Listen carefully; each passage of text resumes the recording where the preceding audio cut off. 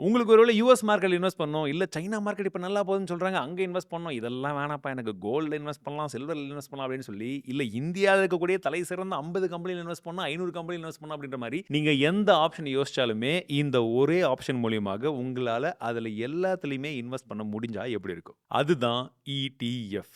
Exchange traded fund. அனைத்து நல்லவங்களுக்கும் வணக்கம். நீங்க பார்த்துட்டு இருக்கிறது மணி சீரிஸ். நான் உங்க தமிழ் செல்வன். இந்த வீடியோல பேசிக் ஆஃப் ஸ்டாக் மார்க்கெட்ல இடிஎஃப் பத்தி முக்கியமா நம்ம தெரிஞ்சுக்க போறோம். இடிஎஃப்னா என்ன? இது எப்படி ஒர்க் ஆகுது?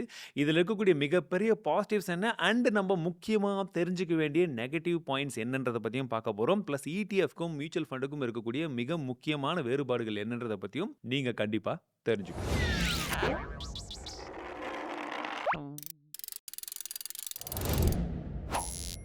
ஸோ வீடியோக்குள்ள பார்த்தோம்னா டிஸ்க்ளைமர் சொல்லிடுறேன். இது எல்லாமே எஜுகேஷனல் பர்ப்பஸ்க்கு மட்டும் தான். அண்ட் இந்த வீடியோ எந்த ஒரு விதத்திலுமே எந்த ஒரு பிராண்டாலயும் ஸ்பான்சர் செய்யப்படவில்லை. இதற்கான மிக முக்கியமான ஸ்பான்சர்ஸ் யாருன்னு பார்த்தீங்கன்னா, நீங்க சூப்பர் டெடி ஹீரோஸ் மட்டும் தான். முடிஞ்ச வரைக்கும் லைக் உங்களுடைய ஃபீட்பேக்ஸ் என்னன்றது கமெண்ட்ஸ்ல சொல்லுங்க. ஓகே.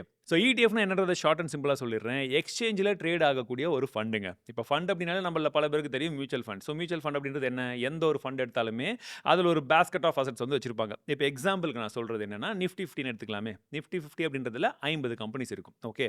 இப்போ நீங்க அந்த 50 கம்பெனியும் போய் வாங்கணும்னா உங்களுக்கு இருக்கக்கூடிய ஆப்ஷன் என்ன நினைச்சிருப்பீங்க? மியூச்சுவல் ஃபண்ட்ல நிஃப்டி 50 சார்ந்த ஒரு மியூச்சுவல் ஃபண்ட நம்ம வாங்குறோம்னா 50 கம்பெனியோட பாஸ்கெட் ஆஃப் ஸ்டாக்ஸ் அவங்க வச்சிருப்பாங்க. அதுல போயிட்டு நம்ம ஒரு பங்கு வந்து வாங்கிக்கலாம். இல்லைங்களா? இப்போ அது மியூச்சுவல் ஃபண்ட் எப்படி ஒர்க் ஆகுது? எந்த மாரி இருக்கு? அந்த மாரி ஒரு கன்ஃப்யூஷன்ஸ் எல்லாம் உங்களுக்கு இருக்கும் பட்சத்துல, எனக்கு ஸ்டாக் மாதிரியும் இருக்கணும். நான் கண்லயும் பார்க்கணும். அட் த சேம் டைம் ஒரு ஃபண்டா இருந்தாலும் பெட்டர். ஒரு கம்பெனி நான் வாங்குறத விட அந்த பல்கா குடுத்து எனக்கு எல்லாத்தோட டைவர்சிஃபிகேஷனும் வந்தா நல்லா இருக்குமேன்றதுக்கு தான் இந்த மியூச்சுவல் ஃபண்டும் ஸ்டாக் உடைய கலவையா வந்தது இந்த இடிஎஃப். ஸோ நிஃப்டி 50க்கான நீங்க ஃபண்ட மியூச்சுவல் ஃபண்ட்ல போய் வாங்குறதுக்கு பதிலாக, இந்த இடத்துல நிஃப்டி 50 சார்ந்த இடிஎஃப் நீங்க போய் ஸ்டாக் மார்க்கெட்ல வாங்கிக்க முடியும். ப்ரோ மியூச்சுவல் ஃபண்ட் மாரி தான் இடிஎஃப்பும் இங்க ஜஸ்ட் ட்ரேட் ஆகுறது மட்டும் தான் வித்தியாசமா அப்படின்னு கேட்டீங்கன்னா, இல்ல இதற்கு பின்னாடி நடக்கக்கூடிய ஒரு சில விஷயங்களும் இருக்கு. அது என்னன்றத ஒரு சிம்பிள் எக்ஸாம்பிளோட சொல்றேனே. இப்போ ஃபார் எக்ஸாம்பிள் இடிஎஃப் எப்படி ஒர்க் ஆகும் அப்படின்னா, இப்போ ஒரு பீஸாவ வந்து ஒரு செஃப் வந்து செய்றாரு. அந்த பீஸா வந்து நிஃப்டி 50 பீஸான்னு எடுத்துக்கலாமே. அதுல போடக்கூடிய டாப்பிங்ஸ் வந்து பார்த்தீங்கன்னா, ஒரு 50 டாப்பிங்ஸ் போடுறாரு. ஒவ்வொரு ஸ்லைஸ்லயுமே 50 டாப்பிங்ஸ்க்கு உண்டான ஈக்குவல் ஷேர் வந்து இருக்கணும். அதுதான் அந்த கணக்கு. பீஸாவ நல்லா சுட சுட செஞ்சுட்டாரு. எல்லாத்துலயும் ஈக்குவலா வந்து டிஸ்ட்ரிபியூஷன் வந்து பண்ணியாச்சு. இப்ப அத வந்து பார்த்தீங்கன்னா, மார்க்கெட்ல வித்தர்றாங்க. எல்லாரும் வாங்கிட்டாங்க. நீங்க இப்ப அந்த ஸ்லைஸ் ஆஃப் பீஸா வந்து ரெடியா இருக்கு. எல்லார் கையிலயுமே வச்சிருக்காங்க. பார்த்த உடனே போய் வாங்கணும்னீங்கன்னா, ஏற்கனவே வாங்குனவங்ககிட்ட இருந்து நீங்க பாட்டுக்கு காசு குடுத்து வாங்கிக்கலாம். திரும்ப உங்களுக்கு விக்கணும்னு நெனச்சீங்கன்னா, பக்கத்துல வாங்குறதுக்கு ரெடியா இருந்தாங்கன்னா, அவங்களுக்கு அழகா வந்து வித்துட்டு போய்க்கிட்டே இருக்கலாம். ஸோ இந்த மாரி பை, செல் ரொம்ப ஈஸியா நடக்கும். அண்ட் இந்த பிரைசிங் எப்படி டிபெண்ட் ஆகும்னு பார்த்தீங்கன்னா, அன்னைக்கு அந்த 50 டாப்பிங்ஸ் உடைய பிரைசிங் என்னவோ, அந்த 50 கம்பெனியுடைய பிரைசிங் என்னவோ, அத பொறுத்து மாறும். 2வதாக அன்னைக்கு டிமாண்ட் அண்ட் சப்ளை எப்படி இருக்கு? எந்த அளவுக்கு அதுக்குண்டான டிமாண்ட் இருக்கு, சப்ளை இருக்குன்றத பொறுத்தும் அந்த பிரைசிங்ல வேறுபாடு இருக்கும். இப்ப இதே எக்ஸாம்பிள் நம்ம மியூச்சுவல் ஃபண்ட்ல பார்த்தோம்னா, மியூச்சுவல் ஃபண்ட்ல நீங்க எனக்கு ஒரு ஸ்லைஸ் ஆஃப் பீஸா வேணும்னு முடிவு பண்ணிட்டீங்க. நிஃப்டி 50 யோட ஸ்லைஸ் ஆஃப் பீஸா அப்படின்னா, காச எடுத்துட்டு போய் நீங்க செஃப் கிட்ட குடுப்பீங்க. அந்த செஃப் என்ன பண்ணுவாரு? அப்பதான் உங்களுக்கு அந்த ஈக்குவல் நீங்க குடுத்த அமௌண்ட்க்கு எந்த அளவுக்கான 50 இன்கிரீடியன்ட்ஸ் போடணுமோ, அந்த ஷேர போட்டு ஸ்லைஸ செஞ்சு குடுப்பாரு. திரும்பவும் எனக்கு இந்த பீஸா வேணாங்கன்னு நெனச்சீங்கன்னா, நீங்க அந்த செஃப் கிட்டயே குடுத்துட்டு காச வாங்கிக்கலாம். அன்னைக்கு என்ன ரேட்டோ அந்த ரேட்டுக்கு. ஸோ இதுதான் ரொம்ப பேசிக்கான எக்ஸாம்பிள் இடிஎஃப்க்கும் மியூச்சுவல் ஃபண்டுக்கும். And by the end of this video உங்களுக்கு இடிஎஃப்க்கும் மியூச்சுவல் ஃபண்டுக்கும் இருக்கக்கூடிய மிகப்பெரிய வித்தியாசங்கள் வேற என்னென்ன இருக்குன்றத பத்தியும் பார்க்கலாம். ஃபர்ஸ்ட் இப்ப இடிஎஃப்ல இன்னும் கொஞ்சம் உள்ள போலாம். இடிஎஃப் நீங்க ஸ்டாக் மார்க்கெட்ல போயிட்டு ஸ்டாக் வாங்குற மாரி வாங்குறதுக்கான ஆப்ஷன் இருக்கிறதெல்லாம் ஓகே. பட் எந்தெந்த மாரியான இடிஎஃப்ஸ் எல்லாம் இருக்குன்னு தெரிஞ்சுக்கணும்ல. ஸோ டைப்ஸ் ஆஃப் இடிஎஃப்ஸ் என்னன்றத பார்த்துடலாம். ஃபர்ஸ்ட் வந்து பார்த்தீங்கன்னா, இண்டெக்ஸ் இடிஎஃப். அதாவது நீங்க இப்ப நமக்கு தெரிஞ்ச இண்டெக்ஸ்ன்னு எடுத்துக்கலாமே. நிஃப்டி 50 இடிஎஃப் பாப்புலரா இருக்கிறது. இதே மாரி நிஃப்டி நெக்ஸ்ட் 50 இந்த மாரி எல்லா விதமான இண்டெக்ஸ்க்கும் இங்க உங்களுக்கு இடிஎஃப் இருக்கும். இல்ல இண்டெக்ஸ் பேஸ்ட் வேணாம்னு நினைச்சீங்கன்னா, நீங்க செக்டார் பேஸ்ட் இடிஎஃப்யும் வந்து வாங்கிக்கலாம். எக்ஸாம்பிளுக்கு ஆட்டோ செக்டாரா இருக்கட்டும், எஃப்எம்சிஜி செக்டாரா இருக்கட்டும், பேங்க் செக்டாரா இருக்கட்டும், நீங்க அந்த மாரியும் இன்வெஸ்ட் பண்ணிக்க முடியும். ப்ரோ இதெல்லாம் எனக்கு வேணாம் ப்ரோ. தங்கம், வெள்ளி வாங்க முடியுமா? கோல்ட் அண்ட் சில்வர் அப்படின்னு கேட்கிறவங்களுக்கு கமோடிட்டிக்கான இடிஎஃப்மே இருக்கு. எக்ஸாம்பிளுக்கு வந்து பார்த்தீங்கன்னா, கோல்டு பீஸ், கோல்டு ஐ இடிஎஃப் இந்த மாரி இருக்கு. சில்வருக்குமே அதே மாதிரி இருக்கு. அண்ட் நான் ஏற்கனவே சொன்னது போல ஒருவேளை உங்களுக்கு இந்தியா போன்ற இன்னும் வளரும் நாடுகள், இல்ல வளர்ந்த நாடுகள்ல இன்னும் நிறைய கம்பெனிஸ் நல்லா இருக்கு. அவங்களுடைய மார்க்கெட்ல எல்லாம் இன்வெஸ்ட் பண்ணணும்னு நினைச்சீங்கன்னா, இன்டர்நேஷனல் இடிஎஃப்ஸுமே அவைலபிள் இருக்கு. நீங்க யுஎஸ் மார்க்கெட்லயும் இன்வெஸ்ட் பண்ணலாம், சைனீஸ் மார்க்கெட்லயும் இன்வெஸ்ட் பண்ணலாம். அந்த மாரியும் பலவிதமான ஆப்ஷன்ஸ் இங்க இருக்கு. அண்ட் அடுத்தது வந்து பார்த்தீங்கன்னா, டெட் பேஸ்ட் இடிஎஃப். அதாவது வந்து கடன் பத்திரங்கள் இன்வெஸ்ட் பண்றது. கார்ப்பரேட் பாண்ட்ஸா இருக்கட்டும், இல்லாட்டி வந்து கவர்ன்மென்ட் பாண்ட்ஸா இருக்கட்டும். ஸோ அது பேஸ் பண்ண இடிஎஃப்ஸும் இங்க இருக்கு. அண்ட் இத்தனை இடிஎஃப்ஸ் இருந்தாலுமே almost most of the ETFs வந்து பார்த்தீங்கன்னா, இங்க பாசிவ்லி மெயின்டெய்ன்ட் இடிஎஃப்ஸ் தான். அப்ப இடிஎஃப்ல இருக்கக்கூடிய மிகப்பெரிய அட்வான்டேஜஸ் என்னன்றது வந்து பார்த்தலாம். ஸோ ஃபர்ஸ்ட் விஷயம் வந்து பார்த்தீங்கன்னா, காஸ்ட் வந்து கம்பேர்ட் டூ மியூச்சுவல் ஃபண்ட் இங்க கொஞ்சம் லோவா இருக்கும். இப்போ எக்ஸாம்பிளுக்கு நம்ம நிஃப்டி 50 எடுத்து வந்தோங்களா, அந்த நிஃப்டி 50 உடைய மியூச்சுவல் ஃபண்ட் அந்த ஃபண்டுடைய எக்ஸ்பென்ஸ் ரேஷியோவும், இங்க இருக்கக்கூடிய ETF உடைய எக்ஸ்பென்ஸ் ரேஷியோ 2மே ஒரே கம்பெனி நிப்பான்தே எடுத்து பார்க்குறோம்னு வச்சுக்கோங்களேன். அதோட டிஃபரன்ஸ் வந்து பாருங்க 0.04% வந்து உங்களுக்கு ETFல இருக்கு. 0.07% வந்து நமக்கு மியூச்சுவல் ஃபண்ட்ல இருக்கு. அண்ட் இது ஒவ்வொரு ETF மியூச்சுவல் ஃபண்டுக்கும் மாறுபடும். நீங்க எந்த ETF மியூச்சுவல் ஃபண்ட செலக்ட் பண்றீங்களோ, அத நீங்க கம்பேர் பண்ணிக்கலாம். ETFல இருக்கக்கூடிய மிகப்பெரிய அட்வான்டேஜ் என்னன்னா, இது ரியல் டைம்ல மார்க்கெட் ஹவர்ஸ்ல ட்ரேட் ஆகும். நீங்க போலாம், எக்ஸ்சேஞ்ச்ல வந்து பார்க்கலாம். இப்ப நிஃப்டி விசா இந்த டைம்ல என்ன ஆகிட்டு இருக்கு, வாங்குறதுக்கு எத்தனை பேர் இருக்காங்க, விக்கிறதுக்கு எத்தனை பேர் இருக்காங்க, எந்த பிரைஸ்ல வாங்குறாங்க, எந்த பிரைஸ்ல விக்கிறாங்க அப்படின்றது எல்லாமே உங்களால பார்த்துக்க முடியும். நீங்க வாங்கணும்னாலுமே எந்த டைம்ல எந்த பிரைஸ்க்கு வாங்கணும்ன்றத நீங்க முடிவு பண்ணி வாங்கிக்க முடியும். விக்கும்போதும் அதே மாரி தான். பட் மியூச்சுவல் ஃபண்ட்ல அந்த மாரி கிடையாது. நீங்க எப்ப அமௌண்ட் போட்டாலுமே at the end of the day market முடிஞ்சதுக்கு அப்புறம் அவங்க என்ன NAV வந்து ஃபிக்ஸ் பண்றாங்களோ அந்த பிரைஸ்க்கு தான் உங்களுக்கு அந்த யூனிட் வந்து அலாட் ஆகும். ஸோ அடுத்ததா ETF இருக்கக்கூடிய மிகப்பெரிய அட்வான்டேஜ்னு பார்த்தீங்கன்னா டிரான்ஸ்பரன்சி. ஸோ நீங்க வந்து சார்ட் பேஸ்ட் அனாலிசிஸும் வந்து பார்த்துக்க முடியும். ஸோ எந்த மாரி வந்து ஒரு பர்ட்டிகுலர் ETF வந்து லாஸ்ட் 1 இயரா இருந்தது, லாஸ்ட் 6 மந்த்தா இருந்தது, லாஸ்ட் 10 இயர்ஸா இருந்ததுன்றத நம்ம சார்ட்ட வச்சும் வந்து பார்த்துக்க முடியும். எந்த பிரைஸ்ல போச்சு, எங்க சப்போர்ட் எடுத்துச்சு, எங்க ரெசிஸ்டன்ஸ் வந்து நிக்குது, சைட்வேஸ்ல இருக்கா, இல்ல வந்து பாசிட்டிவ் மொமெண்ட் ஆயிருக்கா அப்படின்ற மாரி பலவிதமான விஷயங்கள வந்து நம்மளால இங்க மட்டும் தான் பார்த்துக்க முடியும். மியூச்சுவல் ஃபண்ட்ல அந்த ஆப்ஷன் கிடையாது. அண்ட் எக்ஸ்சேஞ்ச் ட்ரேடட் ஃபண்டுன்றதுனால நெறைய பேர் ட்ரேட் பண்றதுக்காக தான் அத யூஸ் பண்றாங்க.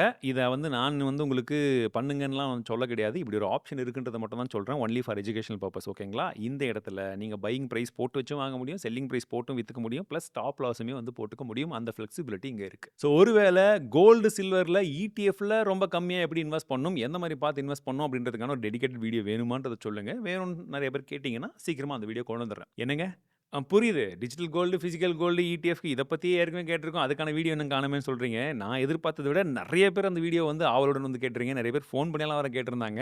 ஸோ அதனால அந்த வீடியோல இன்னும் இன் டெப்த்தா இறங்கி நெறைய விதமான டேட்டாஸ் வந்து எடுத்துட்டு வரோம். கண்டிப்பா உங்களுக்கு யூஸ்ஃபுல்லா இருக்கும். ஸோ சீக்கிரம் அது வந்துரும். Stay tune. அண்ட் அந்த வீடியோ மிஸ் பண்ணக்கூடாதுன்னா சப்ஸ்கிரைப் பண்ணி பெல் ஐகான பிரஸ் பண்ணி வச்சுக்கோங்க. இதெல்லாம் பார்க்கும்போது ETF தான் ப்ரோ பெஸ்ட் அப்படின்னு சொல்லிட்டு கண்ண மூடிட்டு யாரும் இன்வெஸ்ட் பண்ணக்கூடாது. ஏன்னா இதுல இருக்கக்கூடிய மிகப்பெரிய டிஸ்அட்வான்டேஜஸும் என்னன்றத நான் சொல்றேன். அதையும் ஃபர்ஸ்ட் தெரிஞ்சுக்கோங்க. ஃபர்ஸ்ட் விஷயம் மியூச்சுவல் ஃபண்ட்ல இன்வெஸ்ட் பண்றதுக்கு உங்களுக்கு டீமேட் அக்கவுண்ட் இருக்கணும்ன்ற அவசியமே கிடையாது. நீங்க நேரா அவங்களுடைய பர்ட்டிகுலர் வெப்சைட்லயே போயிடலாம். அக்கவுண்ட்ட ஓன் பண்ணி நீங்க பாட்டுக்கு இன்வெஸ்ட் பண்ண ஆரம்பிச்சலாம் மியூச்சுவல் ஃபண்ட்ல. பட் உங்களுக்கு ETFல இன்வெஸ்ட் பண்ணணும்னா உங்களுக்கு கம்பல்சரி ஒரு டீமேட் அக்கவுண்ட் தேவை. பெரிய டிஸ்அட்வான்டேஜ் வந்து கிடையாது. One time process. பட் இருந்தாலும் அது ஒரு விஷயம் இருக்குன்றத தெரிஞ்சுக்கோங்க. அண்ட் இப்போ மியூச்சுவல் ஃபண்ட்ல பார்த்தீங்கன்னா ஆட்டோமேட்டிக்கா SIPs வந்து உங்களால பண்ணிக்க முடியும். எந்த பிரைஸ்க்கு நீங்க பண்றீங்களோ அதே பிரைஸ்க்கு நீங்க பாட்டுக்கு மாதம் மாதம் ரூ. 1000 மாதம் மாதம் ரூ. 1000 வந்து SIP கட் ஆகிக்கிட்டே இருக்கும்.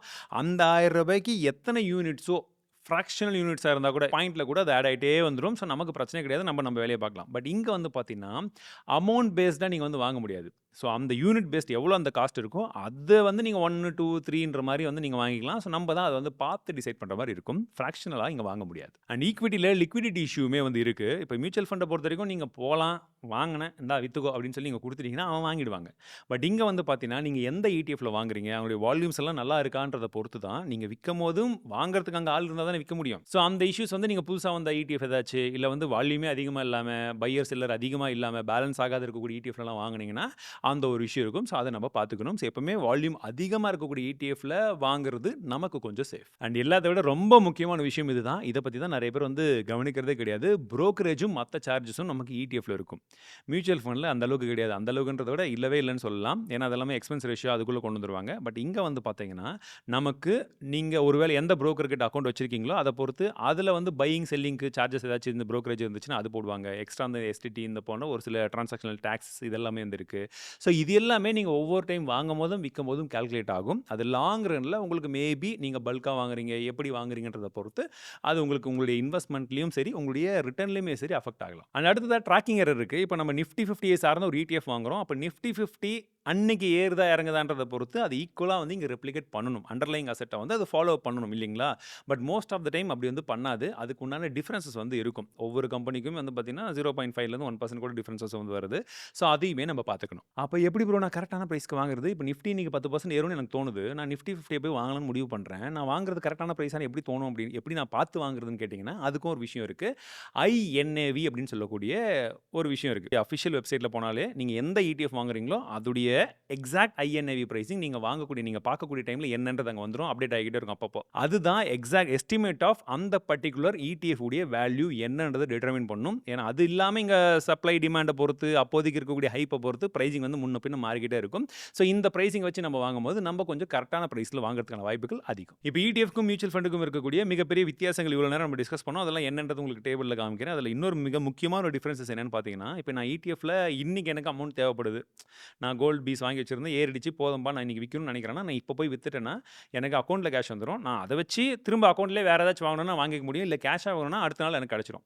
பட் மியூச்சுவல் ஃபண்ட பொறுத்தவரைக்கும், இன்னைக்கு நீங்க எக்ஸிட் ஆகுறீங்க அப்படின்ற பட்சத்தில உங்களால அன்னைக்கெல்லாம் எதுவுமே வந்து பண்ண முடியாது. அடுத்த நாள் மட்டும் தான் உங்களுக்கு கிடைக்கும். இதே ஃபண்ட் ஆஃப் ஃபண்டுன்னா இன்னும் கொஞ்சம் கூட லேட் ஆகும். ஸோ இப்போ இந்த ETF பத்தி இவ்வளோ தெரிஞ்சுக்கிட்டோம். பட் இது எங்க போய் வாங்குறது, எப்படி பார்க்குறதுன்னு கேட்கிறவங்களுக்காக சிம்பிள் ஒரு எக்ஸாம்பிள் நான் யூஸ் பண்றது ஏஞ்சல் ஒன் ஆப். இதுவுமே வந்து பை செல் ரெக்கமெண்டேஷன்ஸ் எல்லாம் வந்து கிடையாது. ஓகேங்களா? இஃப் இன் கேஸ் உங்ககிட்ட டிமேட் அக்கவுண்ட் இல்லன்னா, நம்மளுடைய அஃபிலியேட் லிங்க் டிஸ்கிரிப்ஷன்ல இருக்கும். நீங்க அத தான் யூஸ் பண்ணணும்னு அவசியம் கிடையாது. ஒருவேள தேவைப்பட்டுச்சுன்னா நீங்க ட்ரை பண்றதுனா ட்ரை பண்ணி பாருங்க.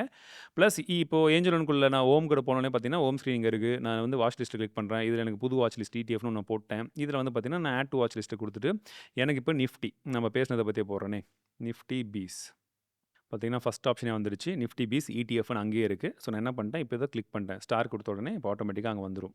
ஓகேங்களா? ஸோ இப்போ நான் இத கிளிக் பண்ணேன்னா, என்ன பிரைஸ், இன்னைக்கு என்ன ஓப்பன் ஆச்சு, இன்னைக்கு எவ்வளோ ஹை போச்சு, லோ எவ்வளோ போயிருக்கு, நேத்து எவ்வளோல க்ளோஸ் ஆச்சு அப்படின்ற மாரி எல்லா விதமான ஆப்ஷன்ஸும் இருக்கு. எவ்வளோ பேர் ட்ரேட் பண்றாங்க, வாங்குறாங்க, விக்கிறாங்க, ஓவராலா ஏஎம் எவ்வளோ அப்படின்ற மாரி எல்லா விதமான டீட்டெயில்ஸும் இங்க என்னால வந்து பார்த்துக்க முடியுது. பிளஸ் இதுல இருக்கக்கூடிய கம்பெனி டீட்டெயில்ஸும் கீழ இருக்கு. இந்த மாரி நீங்க எந்த ETF வேணாலும் பார்த்துக்கலாம். ஓகேங்களா? ஸோ இப்போ நான் பை பண்ணணும் அப்படின்னா பை குடுக்கலாம். செல்லுனா செல். ஸோ பை தான் பண்ணணும் இப்போதைக்கு. ஓகேங்களா? இப்போ நமக்கு 2 ஆப்ஷன் வருது. ஒண்ணு ஒன் டைம், இன்னொன்னு எஸ்ஐபி. இப்போ எஸ்ஐபி உள்ள போறோம்னா, எத்தனை குவான்டிட்டி வாங்கணும் அப்படின்னாலும் நீங்க வந்து போட்டுக்கலாம். அமௌண்ட்ட பொறுத்தும் எத்தனை அப்படின்றத வந்து நீங்க ஃபிக்ஸ் பண்ணிக்கலாம். எவ்ரி மந்த்ல எந்த டேட் அப்படின்னு சொல்லிட்டு. ஓகேங்களா? அந்த ஒரு ஆப்ஷன்ஸுமே வந்து இங்க இருக்கு. பட் நான் என்ன பண்றேன்னா, ஒன் டைம்க்கு எப்படி வாங்குறது மட்டும் காமிக்கிறேன். இப்போ ஒன் டைம்க்கு நான் இப்போ வந்து ஒரு ஸ்டாக் வாங்கணும் அப்படின்ற பட்சத்தில, அந்த ஒண்ணோட பிரைசிங் என்னன்றது கீழ இருக்கு. ஓகேங்களா? நிஃப்டி 50 ஒரு யூனிட் நான் வந்து வாங்கணும். அதாவது 1 வாங்குறேன். அதோடைய பிரைசிங் இப்போ என்ன இருக்கோ அது இருக்கு. மார்க்கெட் வேணுமா மார்க்கெட், இல்ல லிமிட் பண்ணணும்னா லிமிட் பண்ணிட்டு நான் பிரைசிங் வந்து மாத்திக்கலாம். ஸோ நான் என்ன பண்றேன், ரூ. 295 இருக்கிறதுக்கு பதிலா நானு ரூ. 293 போடுறேன்னு வச்சுக்கோங்களேன். ஸோ மார்க்கெட் இறங்குச்சுன்னா எனக்கு வாங்கணும். ஸோ நான் அதை லிமிட் பண்ணி என்னால் நான் முன்ன சொன்ன மாதிரி தான். எனக்கு என்ன பிரைசிங் வேணுமோ அந்த பிரைசிங்க்கு என்னால் வாங்கிக்க முடியும். ஸோ நான் அந்த பிரைஸ் வந்து போட்டுட்டேன். ஸோ ஓவரால் இதோடைய சார்ஜஸ் என்னன்றதையும் இங்கே வந்து வெளிப்படையாக வந்து கொடுத்துருக்காங்க. ஏஞ்சலோனுடைய சார்ஜஸ் எவ்வளோ, எக்ஸ்டர்னல் சார்ஜஸ் எவ்வளோ, டோட்டலாக வந்து எவ்வளோ நீங்கள் பே பண்ண போகிறீங்கன்னு சொல்லிட்டு. ஸோ இப்போ நான் ஆட் மணி, இந்த அக்கௌண்ட்டில் காசு இல்ல. அதனால ஆட் பண்ணி குடுக்குறேன். ஸோ நீங்க மணி இருந்துச்சுன்னா, இந்த இடத்துல அவைலபிள் கேஷ் இவ்வளோன்னு இருக்கும். நீங்க ஆர்டர் ஜஸ்ட் பிளேஸ் பண்ணீங்கன்னா, இந்த ஆர்டருக்கு உங்களுக்கு ஆர்டர் பிளேஸ் ஆயிடும். எப்ப அந்த நிஃப்டி பீஸ் அந்த பிரைஸ்க்கு வருதோ, அப்போ உங்களுக்கு ஆர்டர் எக்ஸிக்யூட் ஆயிடும். இல்ல எனக்கு இப்பவே வாங்கணும்னா, இந்த இடத்துல லிமிட்டுக்கு பதில் நீங்க மார்க்கெட் போட்டீங்கன்னா, மார்க்கெட் பிரைஸ்க்கு வந்து உங்களுக்கு கிடைச்சிடும். அமௌண்ட் இருக்கும் பட்சத்தில. செல் பண்ணும்போதும் உங்ககிட்ட எத்தனை யூனிட் இருக்கோ, அந்த யூனிட்ட பொறுத்து நீங்க செல் பண்ணிக்கலாம். ஸோ அவ்வளோதாங்க, ரொம்ப சிம்பிள். இப்போ இந்த ETF மியூச்சுவல் ஃபண்ட பத்தி உங்களுக்கு வேற ஏதேனும் சந்தேகங்கள் இருக்கு, இல்ல ETFலயே அடுத்ததா நம்ம வந்து கோல்டும், சில்வரும் எப்படி வாங்குறது, இல்ல வேற ஏதாச்சும் ஒரு வீடியோ உங்களுக்கு வேணும்னு நினைச்சீங்கன்னா, நீங்க தாராளமா கமெண்ட்ஸ்ல சொல்லலாம். ஏன்னா, எல்லாமே தெரிஞ்சவங்களுக்கு நம்ப சொல்றத விட, அடிப்படையா தெரியாதவங்க இன்னும் புரிஞ்சுக்கிறதுக்கு எளிமைப்படுத்தி என்னென்ன விஷயங்கள் என்னால சொல்ல முடியுமோ, அத தான் நான் வந்து ட்ரை பண்ணி சொல்லிக் குடுத்துட்டு இருக்கேன். நான் தெரிஞ்சுக்கிட்டத உங்களுக்கு ஷேர் பண்ணிட்டு இருக்கேன். எல்லாருமே சேர்ந்து வளருவோம்னு சொல்லிட்டு. இதுல ஏதேனும் சந்தேகங்கள் இருந்தாலும் சரி, அடுத்த வீடியோக்கு சஜஷன் இருந்தாலும் சரி, தாராளமா கமெண்ட்ஸ்ல சொல்லுங்க. மீண்டும் அடுத்த சந்திக்கிறேன். வாழ்க தமிழ்!